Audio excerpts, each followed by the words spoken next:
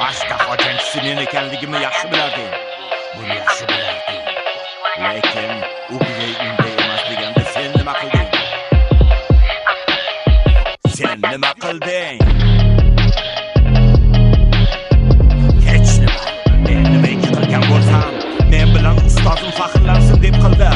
Ayt, sen bilan faxrlanaman deb ayt. Ayt. Bekordan tomdan shomgacha mashq qildimmi? Kim meni taqdirimni butkul o'zgartirib yubordi?